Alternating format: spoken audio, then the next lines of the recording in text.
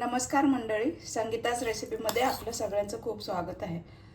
तर रोज रोज प्रश्न भाजीचा पडतो की आज काय बनवायचं. तर कधी भाजीला वगैरे असं नसेल तर टोमॅटोची चटणी हे खूपच मस्त ऑप्शन आहे आणि खूपच टेस्टी होते, खमंग लागते आणि वरण भातासोबत तर खूपच अप्रतिम लागते. कशी बनवायची ते सुरुवात करूया. 4 कांदे मी कट करून घेतलेत, मीडियम कट केलेत आणि 5-6 मिरच्या हिरव्या चिरून घेतल्यात, बारीक चिरल्यात आणि कोथिंबीर चिरून घेतली. हे 4 टोमॅटो मी चिरून घेतलेत. चवीपुरतं मीठ लागणार आहे.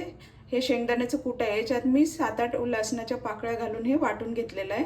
म्हणजे जरासं मीडियम आहे, एकदम बारीकही नाही आणि एकदम जाड पण नाही.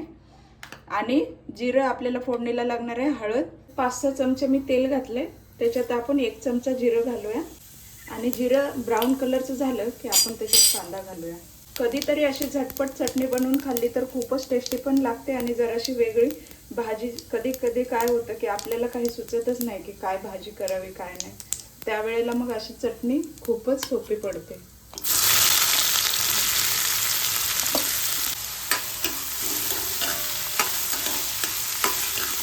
आता हा कांदा आपण छान असा ब्राऊन कलर होईपर्यंत भाजायचा आहे, खरपूस होईपर्यंत, म्हणजे त्याला टेस्ट खूप छान येते. लवकर जरासा ब्राऊन होण्यासाठी थोडंसं मीठ घातलं ना त्याच्यात की तो लवकर भाजतो.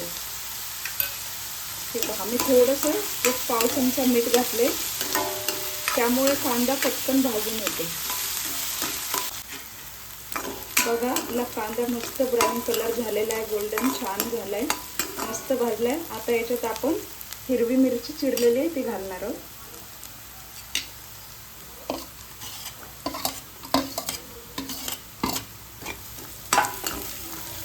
तिखट तुमच्या आवडीनुसार तुम्ही वापरा. तुम्हाला कसं कमी तिखट लागतं तर कमी मिरच्या घ्या. आम्हाला जरा तिखट लागतं, त्यामुळे मी जरा तिखट मिरचीच वापरते. आता आपण हळद घालूया. तर मी छोटा 1 चमचा हळद घातली, म्हणजे मसाल्याचा जो छोटासा असतो चमचा तो. हे पहा, कलर बघा किती छान येतो, कारण हळद मी घरीच बनवलेली आहे, त्याच्यामुळे ह्याचा मस्त कलर येतो आणि खूपच छान राहते, वर्षभर टिकते हळद. हे पहा, आता याच्यामध्ये आपण थोडीशी कोथिंबीर घालू. फोडणीमध्ये कोथिंबीर घातली की चव खूप छान येते. आणि जर तुम्ही शेंगदाण्याच्या कुटात लसूण नाही घातलेला असेल तर तुम्ही आता फोडणी टाकताना याच्यामध्ये लसूण बारीक चिरून किंवा ठेचून घातला तरी चालेल. आता याच्यात टोमॅटो घालूया.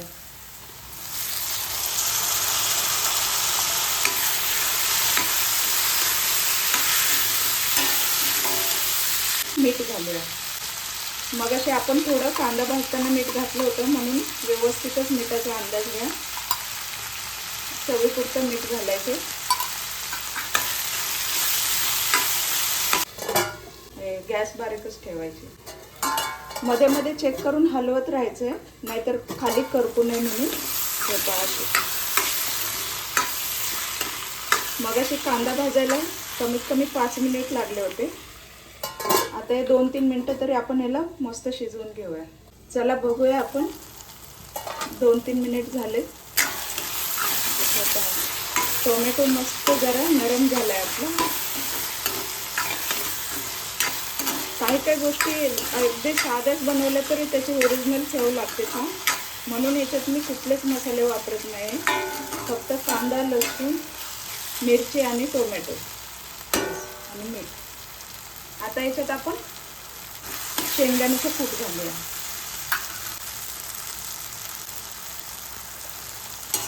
अर्धी वाटी मी शेंगदाण्याचं कूट घातलं. आता मस्त हलवूया ह्याला आणि परत आपल्याला ह्याला 2 मिनिट तरी झाकून ठेवायचं आणि गॅस बारीकच ठेवायचा आहे, कारण शेंगदाण्याचं कूट घातल्यानंतर खालून करपायची शक्यता असते, त्यामुळे गॅस बारीकच ठेवायची. बघूया. हे पहा, असं खाली चिटकण्याची शक्यता असते, म्हणून ह्याला सारखं चेक करत राहायचं. हे पहा, आता टोमॅटो आपला मस्त एकजीव झालेला आहे शेंगदाण्यामुळे.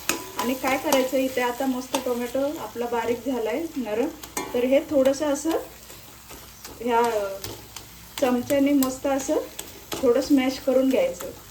त्यामुळे काय होतं, फोडी फोडी अशा राहत नाहीत आणि मस्त एकजीव ह्याची चटणी बनते आपली मस्त. किंवा तुम्ही स्मॅशरचा जरी थोडासा उपयोग केला तरी चालेल, पण मी ह्यानेच आपलं करून घेते.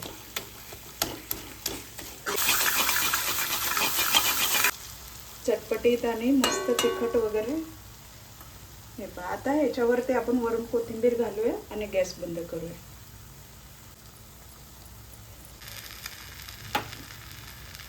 तर मंडळी, तुम्हाला रेसिपी कशी आवडली, टोमॅटोची मस्त चटपटीत चटणी, तर आवडली असेल तर नक्कीच लाईक करा, कमेंट करा, शेअर करा आणि छान छान रेसिपीज बनवून खा, मस्त हेल्दी राहा आणि सबस्क्राईब करायला विसरू नका. चला तर मग भेटूया पुढील मस्त रेसिपीमध्ये. थँक्यू.